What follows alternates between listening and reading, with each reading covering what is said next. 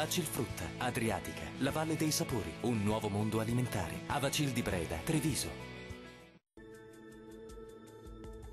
Qualche nube in più sulle nostre regioni in questa domenica 14 gennaio. Tuttavia il tempo si manterrà asciutto, non sono previste precipitazioni degne di nota. Vediamo il dettaglio.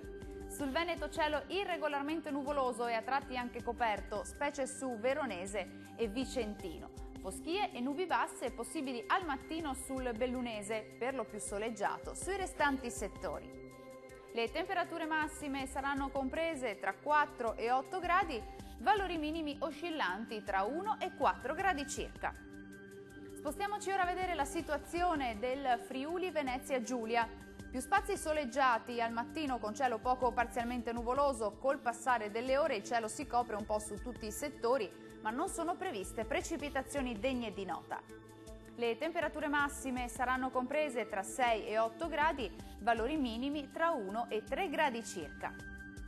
Concludiamo infine con uno sguardo alla situazione del Trentino Alto Adige. Sarà ampiamente soleggiato al mattino sui settori settentrionali, cielo più grigio sul resto della regione, con foschie, nebbie e nubi basse e anche con locali precipitazioni, localmente anche a carattere nevoso. Le temperature massime si attesteranno sui 3 gradi, valori minimi tra -5 e 1 grado. Il mare sarà mosso, localmente poco mosso nel Golfo di Trieste, i venti moderati da nord-est. Dal meteo per ora è tutto, arrivederci.